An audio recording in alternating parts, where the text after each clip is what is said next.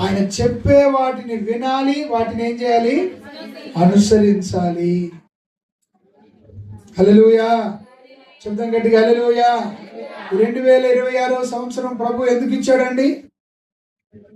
చెప్పాలి, ఎందుకు ఇచ్చాడు మనకు?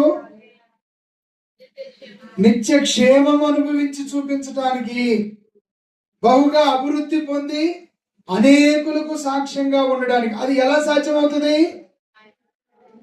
ఆయన చెబుతున్న మాటకు లోబడడం ద్వారా.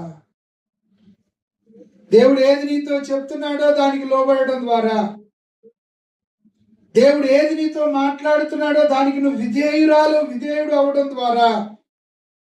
దేవునికి స్తోత్రం. హల్లెలూయా. దేవుడు పర్సనల్ గా ఎవరి మీద ఎలాంటి ఆలోచన? హల్లెలూయా. ఆయన ఎలా ఆలోచించాలో అన్నది నీ చేతిలోనే ఉంది. నువ్వేం చేస్తున్నావో, నువ్వు ఎలా ఆలోచిస్తున్నావో, నువ్వు ఎలా వెళుతున్నావో, నీ ఆలోచన బట్టి ఆయన ఉద్దేశాలు ఉంటున్నాయి. దేవునికి స్తోత్రం. హల్లెలూయా. కాబట్టి